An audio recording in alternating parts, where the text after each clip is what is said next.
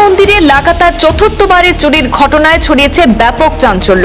একের পর এক চুরির ঘটনায় আতঙ্কিত ভক্তরা। আবারও নিশানায় মন্দির। ভোরে পুজো দিতে এসে যা দেখলেন পুরোহিত, তাতে হতবাক হয়ে পড়েন তিনিও। দরজার রিং কেটে মন্দিরে ঢুকে উধাও করে দেওয়া হয়েছে মূল্যবান সামগ্রী। এই ঘটনা ঘিরে ব্যাপক চাঞ্চল্য ছড়িয়েছে মোকালমোয়ার আদারটারি এলাকায়। ঘটনাটি ঘটেছে মোকালমোয়ার আদারটারি এলাকার নবরাত্রি দুর্গা মন্দিরে। প্রতিদিনের মতো এদিন সকালেও পুরোহিত পুজো করতে এসে দেখতে পান মন্দিরের মূল দরজার রিং কেটে ভেতরে প্রবেশ করেছে দুর্বৃত্তরা। এরপর মন্দিরের বিভিন্ন মূল্যবান সামগ্রী চুরি করে নিয়ে যাওয়া হয়েছে বলে অভিযোগ। খবর পেয়ে দ্রুত ঘটনাস্থলে পৌঁছে তদন্ত শুরু করে মোকালমোয়া পুলিশ। কে বা কারা এই চুরির সঙ্গে জড়িত তা জানতে আশপাশের বিভিন্ন দিক খতিয়ে দেখা হচ্ছে। সবচেয়ে উদ্বেগের বিষয়, স্থানীয়দের দাবি অনুযায়ী এই একই দুর্গা মন্দিরে এর আগেও 4 বার চুরির ঘটনা সংঘটিত হয়েছে। এবারও প্রায় 90,000 টাকার সামগ্রী চুরি হয়েছে বলে দাবি করছেন মন্দিরের পুরোহিত। বারবার একই মন্দিরে চুরির ঘটনায় ক্ষোভ প্রকাশ করেছেন মন্দির পরিচালনা সমিতির সদস্যরা। তাদের দাবি, দ্রুত অভিযুক্তদের গ্রেপ্তার করে চুরি যাওয়া সামগ্রী উদ্ধার করা হোক এবং ভবিষ্যতে যাতে এই ধরনের ঘটনা না ঘটে সেই লক্ষ্যে মন্দিরের নিরাপত্তা আরো জোরদার করা হোক। একই মন্দিরে বারবার চুরির ঘটনা এলাকাবাসীর মধ্যেও উদ্বেগ বাড়ছে। নগরতে দুর্গা মন্দির আদারটারি ডেইলি পূজা হওয়ার ভাগ মই কৰি থাকোঁ।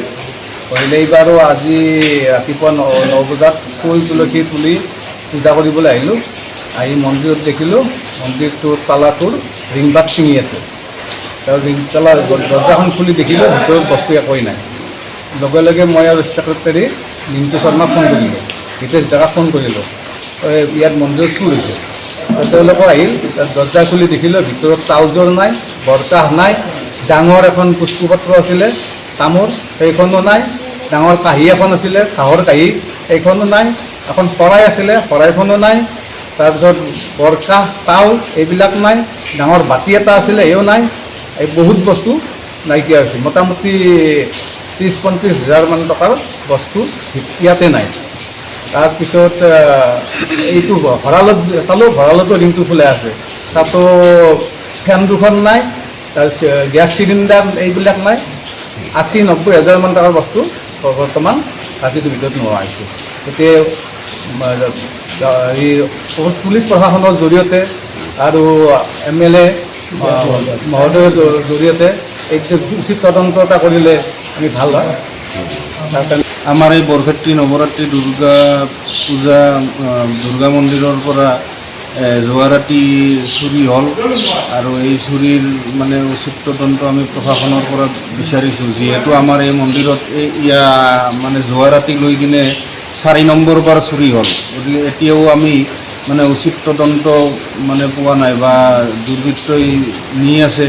এতিয়া কোনে নিছে আমিতো নাজানো। এইটো প্ৰশাসন বা আমাৰ স্থানীয় MLA নাৰায়ণ ডেকা তেখেতেও যদি অকণমান মানে হেৰি কৰে, প্ৰেছাৰাইজ কৰে বা প্ৰশাসনেও বৰ হেৰি কৰি আমাক বস্তুখিনি খৰতকীয়া কৰি তদন্তটো কৰিব লাগে। কাৰণ এইটো বাৰে বাৰে হৈ থাকিলে আমাৰ মন্দিৰ কমিটিৰে বহুত এটা মানে অসুবিধা হৈ যায়।